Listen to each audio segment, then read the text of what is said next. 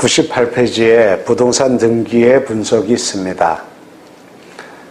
여기에 나온 것들은 실제로 등기부 또는 등기 기록을 보면서 실전 권리들을 보면서 이해하는 것이 편한데, 여기서 설명드리는 것은 개략적인 설명밖에 안 되고, 나중에는 개별 권리에서 개별 권리들이 등기되는 것이 어떻게 등기되는가라는 것은 그때그때 다시 또 살펴봐야 될 겁니다. 큰 틀로서 총론적인 얘기를 여기서 살펴보고자 합니다. 부동산 등기는 옛날에 수작업 등기부로 됐을 때, 즉 종이로 된 등기부가 있었고, 지금은 전산화된 등기부로서 컴퓨터 데이터베이스 안에 들어가 있는 등기 기록이 있습니다. 과거에는 등기부라고 불렀는데, 지금은 그래서 등기부라고 하는 것은 종이를 얘기하는 거잖아요. 그래서 등기 기록이라고 얘기를 합니다. 거기 부동산 등기를 규율하는 법규 이런 것은 읽어보시고요. 그 다음에 현행 부동산 등기의 특징, 물적 편성주의다라는 말은 이런 말이에요. 우리는 토지와 건물을 각각 별개의 부동산으로 다루고 있습니다. 그래서 토지 등기부, 건물 등기부가 따로따로 나타납니다. 여기는 토지는 한 필지 토지마다 하나의 등기 기록이 있습니다. 건물은 한 동의 건물마다 등기 기록이 따로따로 있습니다. 따라서 만약에 두 필지 위에 한 동의 건물이 올라가 있다라고 한다면 토지 등기 기록은 두 개겠죠? 건물 등기 기록은 하나고요. 이렇게 돼요. 그러니까 그 물건 하나하나마다 하나의 등기 기록이 있다. 이것을 물적 편성주의다라고 합니다. 그 반대말이 인적 편성주의인데 그런 것을 몰라도 좋고요. 그 다음에 신청주의입니다. 등기부하고 대장하고 차이점이 뭐냐면은, 대장은 직권으로 마련하는 겁니다. 그러나 등기부는 신청을 해야 등기부가 마련됩니다. 무슨 얘기냐 한번 보세요. 갑의 토지 위에 갑이 건물을 짓고자 합니다. 그래서 갑이 제일 처음에 건축 허가를 얻고, 그 다음에 설계, 시공, 감리 등을 통하여 나중에 사용 승인을 받습니다. 사용 승인은 옛날에는 이것을 준공 떨어진다라고 했습니다. 사용 승인이라는 얘기는 적법하게 건축한 건물이므로 적법하게 사용해도 좋다라고 하는 것을 의미하는 겁니다. 사용 승인을 하게 되면, 그러면 이 사용 승인을 한 행정관청에서 대장을 직권으로 신규 작성합니다. 그러니까 건축물 대장이 신규로 작성된다 이 말이에요. 자, 그러면 여기 대장이 신규로 작성되는데, 그러면 등기는 어떻게 되는가? 등기는 여기서 갑이 등기소에 보존 등기를 신청해야만이 등기부에 이것이 올라갑니다. 따라서 건물을 신축했다라고 하더라도 보존 등기를 안 했다라고 한다면 미등기 상태로 남아있는 거죠.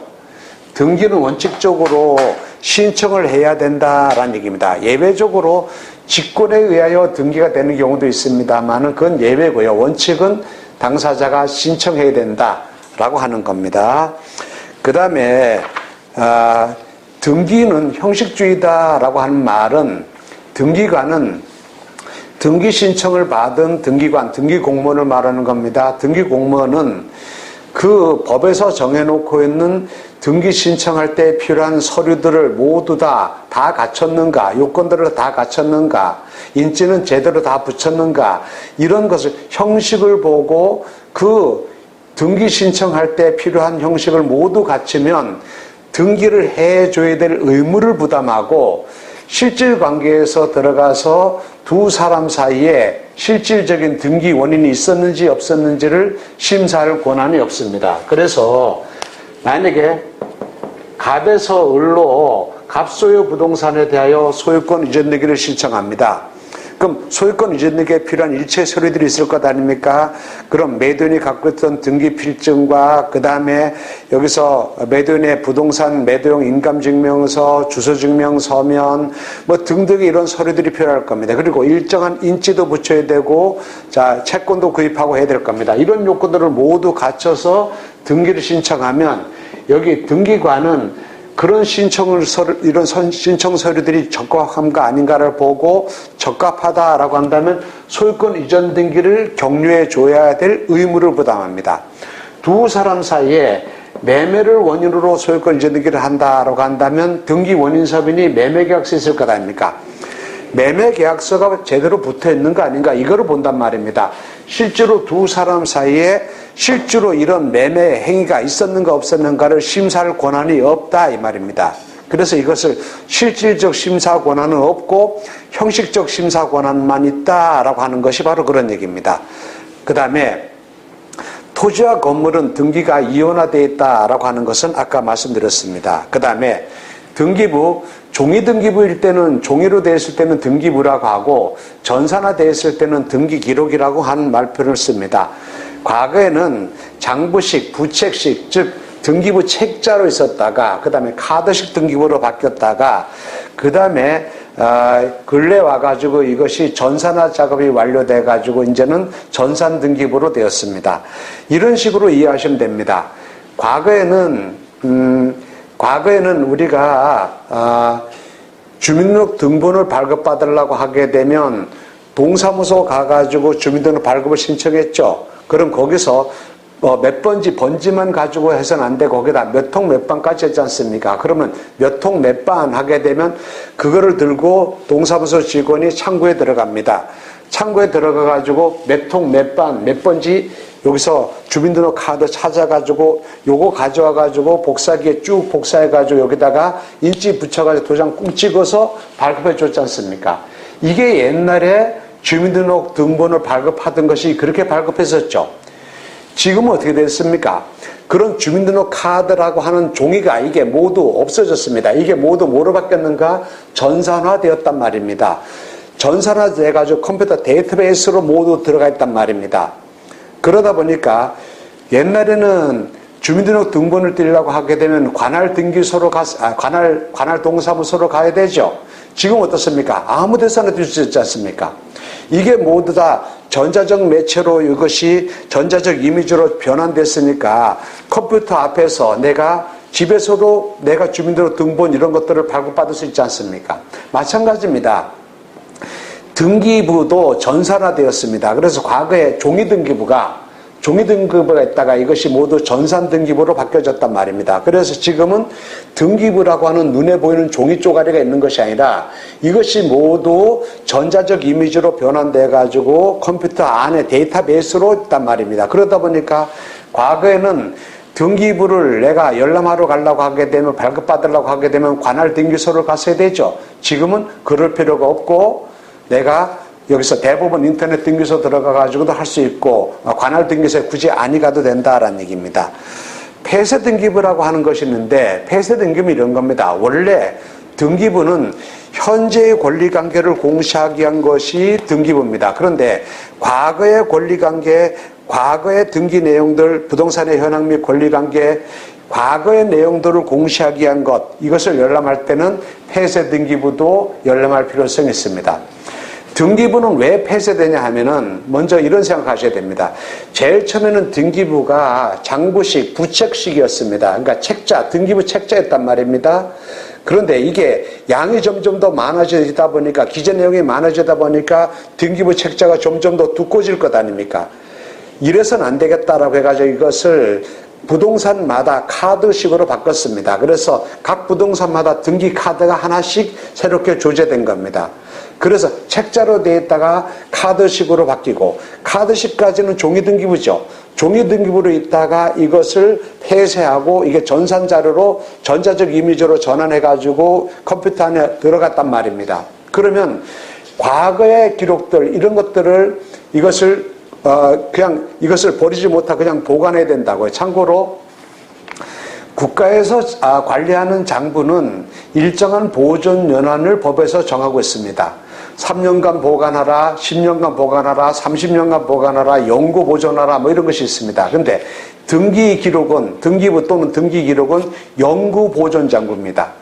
그래서 영원히 보존해야 됩니다. 근데 문제는 종이 등기부 같은 경우는 오래되다 보게 되면 종이가 삭고 글씨가 날아가고 이렇게 될 거 아닙니까? 그래서 30년 이상 되게 되는 경우에는 과거에는 이것은 마이크로필름으로 찍어서 보관하라 라고 했었는데 지금은 전자적 이미지로 변환시켜서 보관하도록 하고 있습니다. 어쨌든 영구 보존입니다. 근데 현재의 권리관계나 현재의 부동산에 관한 것을 현황을 이룬 것을 공시하는 것이 아니라 과거의 부동산에 관한 현황과 권리관계를 공시하게 한 자료, 이것이 폐쇄등기부로 넘어간다라는 얘기입니다.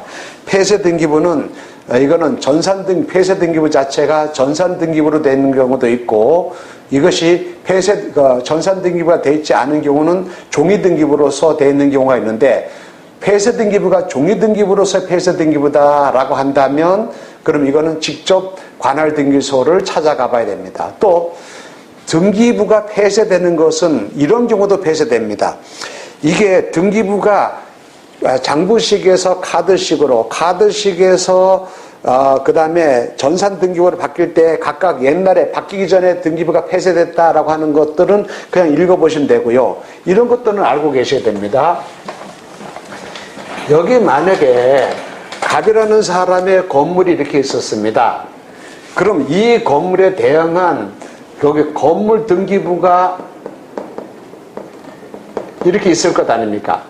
그런데 이 건물이 멸실됐습니다. 건물이 멸실돼가지고 없어졌습니다. 그러면 등기부에 의하여 공시될 물건 자체가 없는 거죠. 그럼 이 건물 등기부 어떻게 되는가? 필요가 없어졌으니까 이 건물 등기부 폐쇄한단 말입니다. 그럼 과거에 있었던 멸실되고 없는 건물, 이 건물이 이게 등기부에 나왔는데 이게 폐쇄 등기부로 되어 있다는 얘기입니다. 또 이런 경우 보세요. 토지가 전에는 이거는 15번지고 이거는 16번지였습니다. 15번지가 이게 만약에 327제곱미터. 자, 그 다음에 16번지가 173제곱미터. 이렇게 됐다고 합시다. 그러면 15번지 등기부, 16번지 등기부, 토지 등기부가 두 개의 등기부가 있겠죠.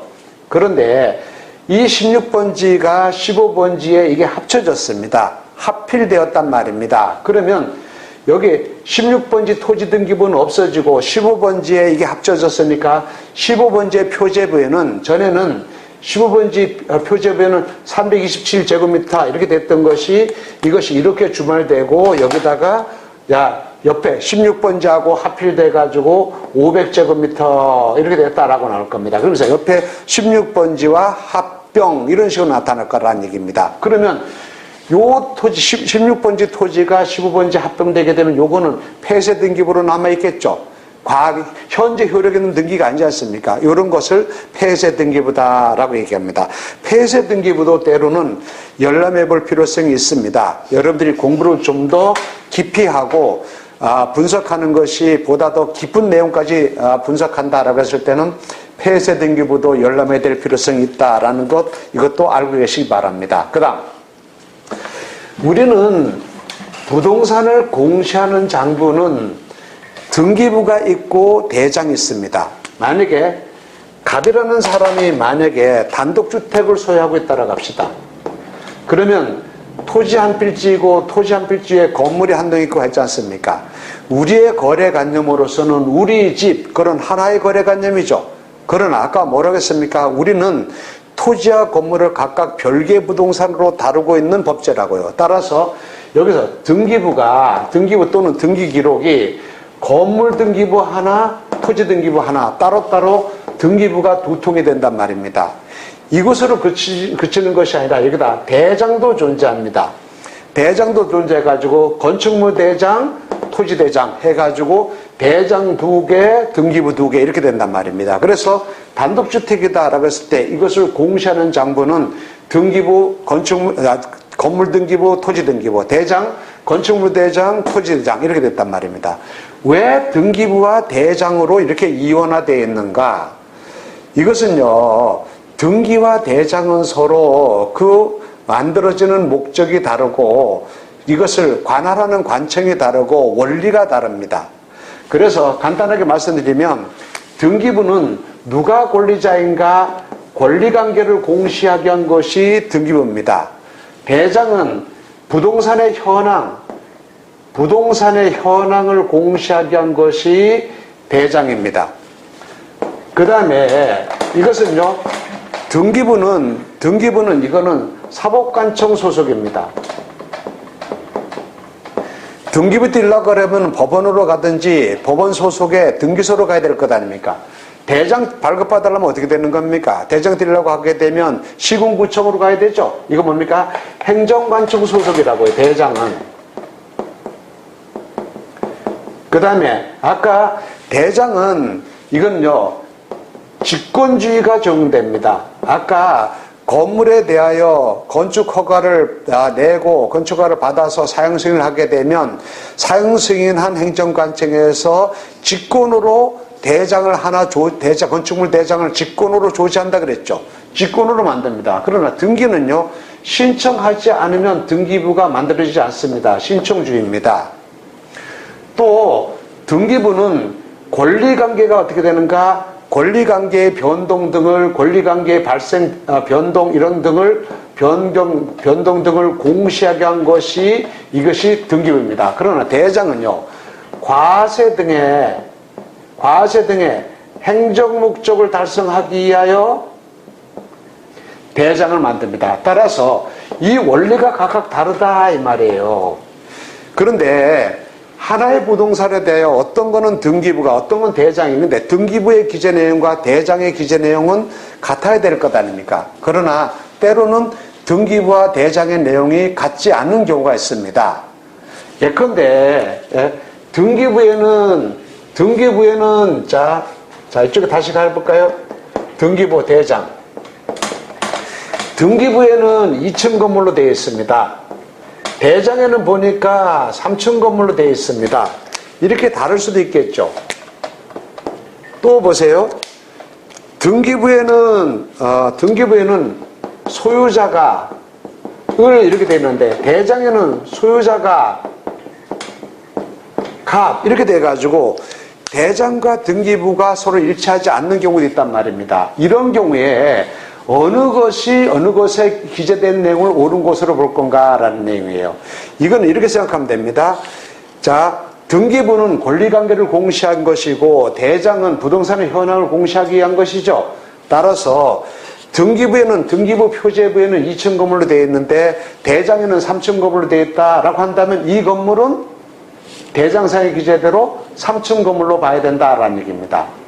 자, 만약에 대장상의 소유자는 갑인데 등기부상의 소유자는 을이다라고 한다면 이건 이 부동산의 소유자는 누구인가?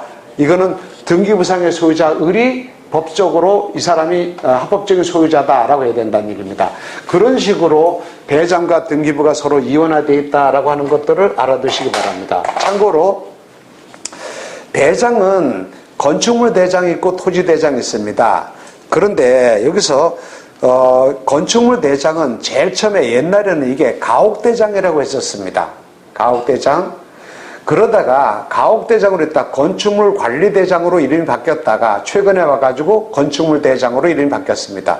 똑같은 얘기예요. 가옥대장, 건축물 관리대장, 건축물 대장. 그 다음에 건축물 대장은 과세 등의 행정 목적을 달성하기 위하여 행정관청에서 직권으로 마련하는 겁니다. 따라서 위반 건축물도 대장이 존재합니다. 만약에 대도시의 도심 이 안에 여기서 무허가 건물 또는 사용 승인을 받지 못한 위반 건축물이 있단 말입니다. 위반 건축물에 대해서는 행정관청에서 먼저 철거 명령을 내리고 철거 명령을 이행하지 않으면 이행강제금 부과합니다. 철거할 때까지. 그러니까 그 관내에서 우리 관내에 철거 명령을 부과하고 이행강제금을 부과해야 될 또 나중에 행정대지평으로 철거까지 해야 될 건물이 이런 위반 건축물이 어디에 어떤 것이 있는가라는 것을 이걸 관리할 필요가 있겠죠. 그래서 위반 건축물 대장이라고 따로 존재합니다. 또 보세요. 위반 건축물이라 하더라도 이것이 다른 사람에게 세 주고 있다라고 한다면 이거요. 여기다가 세금을 매겨야 되겠죠. 일반 건축물이라도 철거하기 전까지는 건물이잖아요. 건축물이니까 여기에 대하여 과세해야 될 거 아닙니까? 그래서 과세 등의 행정 목적을 달성하기 위하여 위반 건축물이더라도 여기다 대장을 마련하기도 합니다.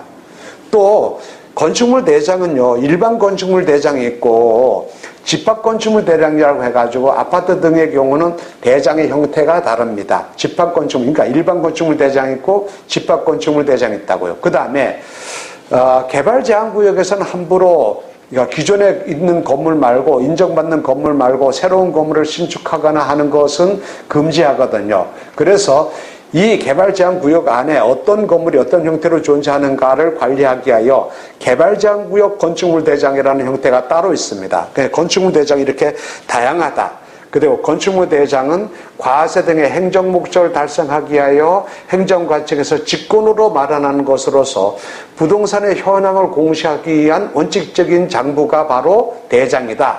반면에 등기부는요, 등기부 또는 등기기록은 누가 권리자인가, 권리관계는 어떻게 변동되는가라는 권리관계를 공시하기 위한 것으로서 사법관청에서 이것을 신청주의 원칙에 따라서 마련되는 것이 바로 등기기록 또는 등기부다, 이렇게 알아주면 됩니다. 그 다음 등기부 또는 등기기록을 열람하는 방법입니다. 과거에 종이등기부일 때는 관할 등기소를 갔었어야 됩니다. 그러나 지금은 전산등기부의 경우는 이건 대법원 인터넷 등기소에 가가지고 바로 열람할 수 있습니다. 다만 전산자료로 열람이 불가능한 경우도 있습니다. 과다 등기부의 경우에 양이 너무 많은 경우에 명의인이 250명 이상 된다라고 한다면 전산 발급 안 됩니다. 그때는 직접 관할 등기소 찾아가야 됩니다. 또 폐쇄 등기부는 전산 자료로 전산 등기부로 된 폐쇄 등기부가 있고 종이 등기부로 된 폐쇄 등기부가 있습니다.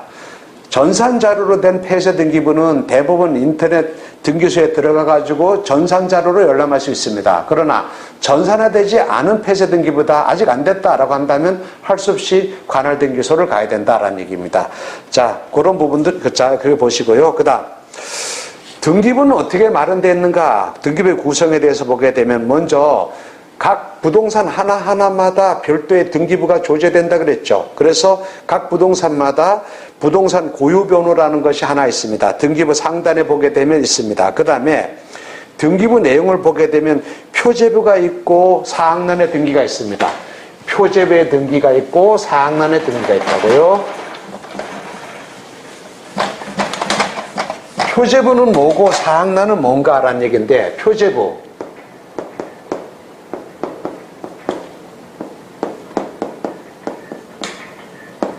사항란은 소유권에 관한 것을 기재하는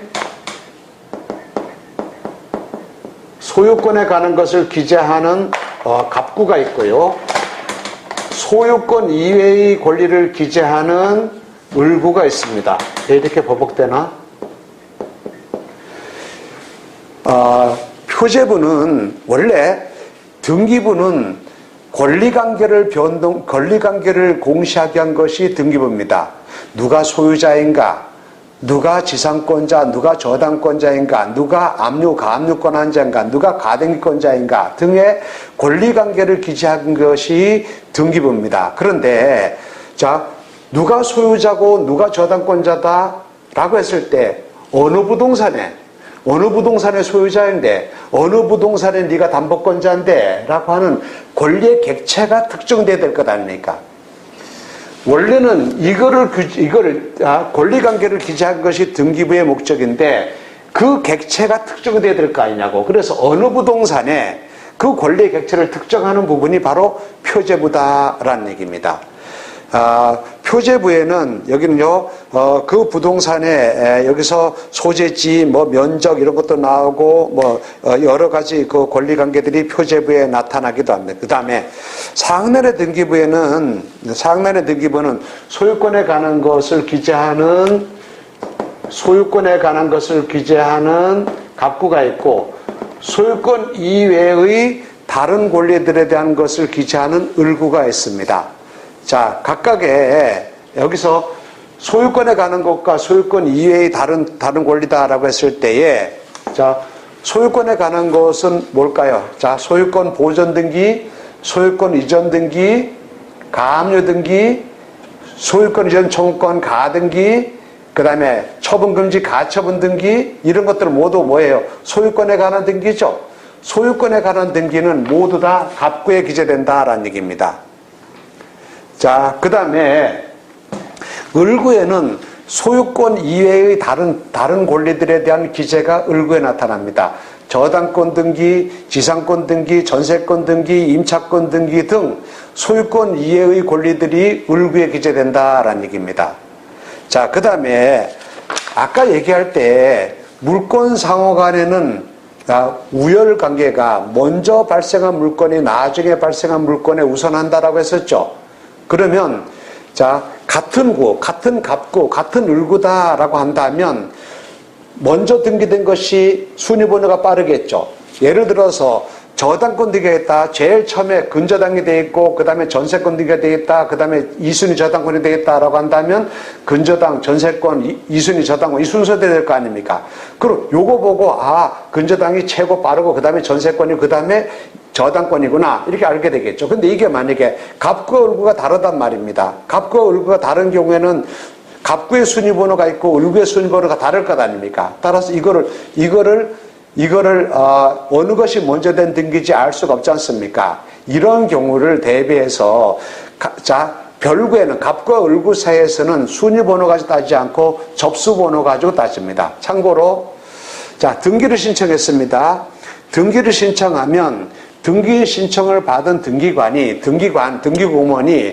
접수증을 부여합니다. 접수장에다 기재하고 접수증을 줍니다. 이 접수장에다 기재할 때에 신청한 대로 해가지고 접수번호를 부여합니다. 일률적으로 접수번호를 쭉 부여한단 말입니다. 따라서 보세요. 만약에 저당권 등기가 먼저 되고 나중에 가압류 등기가 됐다라고 한다면 가압류는 갑구에 돼 있죠.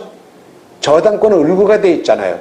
근데 요거는 각각의 구가 다르니까 순위번호 가지고 따지면 안 될 거 아닙니까? 근데 접수번호는 저당권 등기 접수번호가 빠르고 접수번호가 나중에 보게 되면 이 가압류 등기가 나중에 될 거 아닙니까? 그러면 이거는 저당권 등기가 가압류 등기보다 앞서는구나 알 수 있겠죠? 자, 다시 그려볼까요? 만약에 가압류 등기는 2번 등기입니다. 2번 등기인데 여기서 가압류 이렇게 되어 있습니다. 순위번호 2번입니다. 여기서 보니까 저당권은 순위번호가 4번입니다. 그래서 저당권 등기가 되어 있습니다. 그 접수번호를 봤더니 같은 해에 저당권 등기는 접수번호가 1, 2, 3, 8, 5입니다. 가압류 등기는 1, 3, 5, 7, 9 이렇게 되어 있습니다. 그럼 접수번호가 이게 늦잖아요. 순위번호는 이게 빠르다라고 하더라도 구가 다르니까 이건 갑구 이건 을구니까 뭘 가지고 우열을 따지는 겁니까? 이 접수번호 가지고 따진다 이 말입니다. 자, 등기를 신청하면 접수번호를 부여합니다. 그리고 접수증에 기재한다란 말입니다. 그리고 그 접수번호 순서대로 등기부에 기재를 마칩니다. 접수번호라고 하는 말이 그런 얘기다라고 하고 갑과 을구의 순위번호는 우열관계는 그렇게 따진다라는 얘기입니다. 거기 갑구에 기재되는 것은 뭐고 을구에 기재되는 것은 뭐다라고 하는 것은 그렇게 보면 됩니다.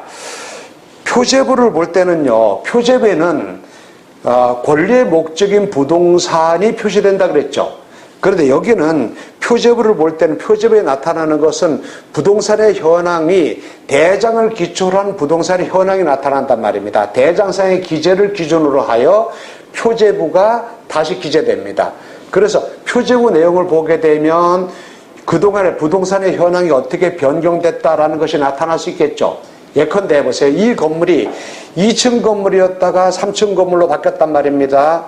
그러면 대장상에 2층 건물에서 증축돼가 3층 건물로 돼가지고 대장상에 3층으로 되었습니다. 나중에 등기부의 표제부도 대장과 일치되도록 3층으로 만들어질 때 그럼 여기에 등기부 표제부에 전에는 2층 건물 2층 슬라브 건물, 슬라브조, 2층 콘크리트조, 2층 건물 냈다가 나중에 3층 건물이 나오겠죠. 그 언제 증축됐다 나올 거 아닙니까? 또 토지 면적이 이만큼 됐다가 이만큼이 옆에 잘라나가가지고 이만큼이 분필돼가지고 없어졌다. 예컨대 이만큼이 도로로 편입되면서 이게 수용됐다. 그럼 이만큼 없어질 거 아닙니까? 그러면 전체가 500제곱미터였다가 여기서 47제곱미터가 줄어들어가지고 현재는 453제곱미터다 나와 있고 거꾸로 옆에 있는 토지하고 합필됨으로 합병됨으로 면적이 늘어날 수도 있겠죠. 그런 사항들이 표지부 내용에 보게 되면 과거의 부동산의 현황의 변동 과정까지 표지부에 다 나타날 수 있다 이 말이에요. 그래서 표지부를 볼 때는 그런 변동사항이 있으면 그런 것을 보아야 한다는 얘기입니다. 표지와 관련해 가지고 여러분들이 조금 더 공부를 하고 난 다음에 이것도 검토해 하셔야 되는데, 일반적으로는 표제부가 하나죠. 표제부가 하나인데 이런 겁니다. 토지라고 한다면 토지가 소재지가 어디다, 뭐 소재지가 소재지가 어디고 지번이 몇 번지에 있다. 이게 그다음에 자 면적은 몇 제곱미터이다. 그러니까 뭐 이렇게 나오고, 그다음에 여기 뭐 지목이 뭐다 이런 식으로 쭉 나올 것 아닙니까? 그런데 자 건물이라고 한다면은 여기 건물이 어디에 있다, 어떤 건물이다, 뭐 철근 콘크리트조 몇 층 건물 몇 제곱미터다, 뭐 이런 식으로 나올 거 아닙니까? 근데 그렇게 단순하게 나오는 거 말고 이게 일반적인 건물의 경우는 이렇게 나오는데, 집합 건물의 경우는 표제부가 하나가 아니라 두 개입니다. 집합 건물의 경우는 표제부가 하나가 아니라 두 개인데, 여기는 하나는 일동의 건물의 표제부가 있고 하나는 전유 부분에 관한 표제부가 있습니다. 무슨 얘기냐면 이런 거예요. 이게 만약에 이게 아파트가 만약에 무슨 아파트 만약에 102동 요게 702호다라고 합시다. 702호. 그러면 102동에 관한 표제부가 있고요. 그 다음에 702호에 관한 표제부가 따로 있단 말입니다. 따로 있는데 여기는 102동 해가지고 자 철근 콘크리트 쪽 15층 건물 1층부터 1층 몇 제곱미터 2층 몇 제곱 쭉 나오고, 그 다음에 전유 부분의 표제부에는 그리고 여기서 702호가 여기서 몇 제곱미터 이렇게 나온단 말입니다. 그 중간에 여기는 뭐가 나오냐면요, 집합 건물의 경우는 여기에 대지권에 관한 내용이 여기서 나옵니다. 대지권의 목적인 토지의 표시가 여기서 나오고, 여기는 대지권의 종류와 비율이 여기서 나타납니다. 그리고 요거 두 개를 땅에 대한 것을 뭐라고 하는가, 이거를 대지권 등기다라고 합니다. 그러니까 땅에 대한 것도 같이 등기부에 나타난다라는 얘기입니다. 표제부가 그래서 집합 건물의 경우는 두 개다라고 하는 것, 그것도 알아주시기 바랍니다. 각각의 분석해야 될 때 유의될 사항들은 여기서 쭉 적어놨으니까 한번 보시기 바랍니다. 자, 접수번호는 어떨 때 필요하다고요? 자, 서로 갑과 을구가 서로 다를 때 어느 것이 순위가 먼저 등기된 것인지를 파악할 때는 순위번호 가지고 판단하면 안 되고 접수번호 가지고 판단해야 된다고요. 그 다음에 등기 목적에는 거기서 소유권 이전이다, 소유권 보전이다, 뭐 강제겸의 개시결정이다, 저당권 설정이다, 그 목적이 기재될 겁니다. 등기 원인에는 그 원인이 나타납니다. 만약에 소유권 이전이다 라고 한다면 몇 년, 몇 월, 며칠, 매 이렇게 나오겠죠. 그래서 등기부에 이렇게 나타날 수 있습니다. 자, 순위번호 3번, 소유권 이전, 등기 목적이죠. 등기 목적 소유권 이전, 접수. 자, 2019년 3월 8일 접수번호 1237호, 이게 접수번호라고요. 그 다음에 등기 원인란에 자, 2019년 2월 18일 해가지고 여기다가 등기 매매 이랬단 말입니다. 그러면 아까 뭐라고 했습니까?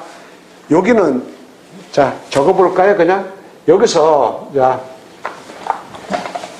등기를 가지고 분석하는 것을 간단하게 그냥 예시를 들어보겠습니다. 나중에 실제로 우리가 등기부를 갖다 놓고 서로 보고 분석하고 하는 기회가 많이 있을 겁니다만은 그냥 개략적인 얘기로 살펴보겠습니다. 보세요.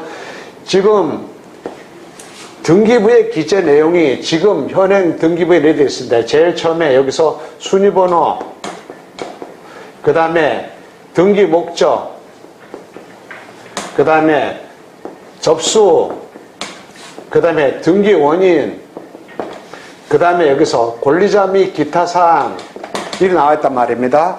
그러면 쭉 가가지고 만약에 여기로 갑시다. 순위번호 3번 해가지고 편에서 이 앞에는 뭐 무시하고 순위번호 3번 소유권 이전 됐습니다. 소유권 이전 등기구나. 3번 3순위 등기가. 접수번호가 여기서 자 2019년 7월 28일 해가지고 접수번호 13587호 이렇게 됐습니다. 이게 접수번호입니다. 등기 원인이 자 2019년 6월 28일 해가지고 매매했습니다. 소유자 김계동 그랬습니다. 그러면 전에 있던 소유자로부터 김계동이가 이날 사가지고 등기를 인하했다는 얘기죠. 그러면 아까 매매로 인한 법률 행위로 인한 물권 변동은 등기하에야 물권 변동 효력이 발생한다고 했지 않습니까? 매매 계약은 2019년 6월 28일 했는데 등기부에 기재됐을 때는 어떻게 됐다고요? 이때 2019년 7월 28일에 비로소 접수됐다고. 요때 2019년 7월 28일 이때 비로소 소유권이 김계동에게로 넘어간 거다 이 말이에요. 그런데 보세요. 자, 다른 거 하나 예를 들어 보겠습니다. 쭉 내려가다 순위번호 7번 해가지고 여기다가 소유권 이전 했는데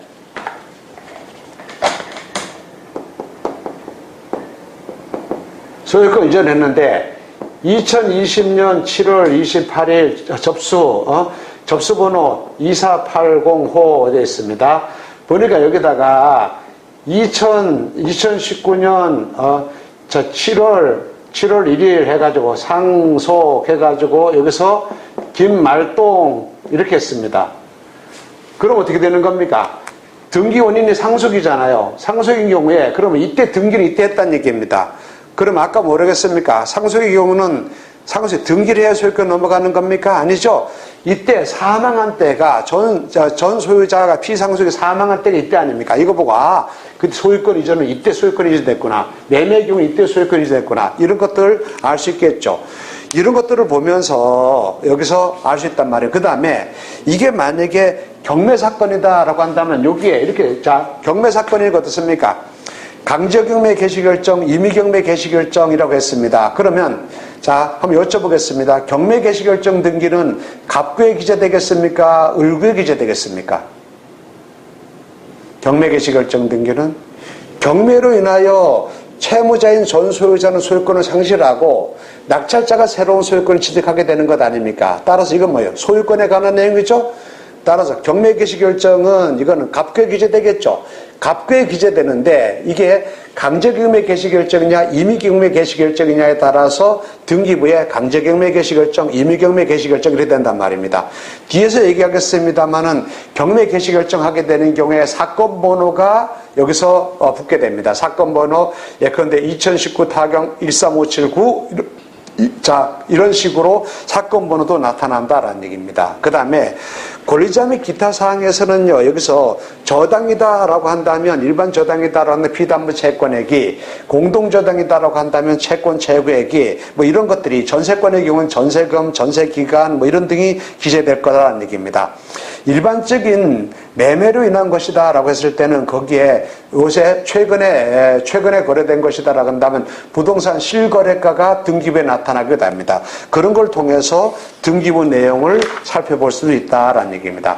구체적인 등기부에 관한 내용은 각 권리마다 전세권의 등기, 그럼 전세권 등기를 양식을 통하여, 가압류 등기다 그러면 가압류 등기, 가처분 등기 각각 그때 등기부의 양식을 보면서 다시 설명하도록 하겠습니다. 오늘은 개략적인 등기부의 내용에 대해서만 살펴봤습니다.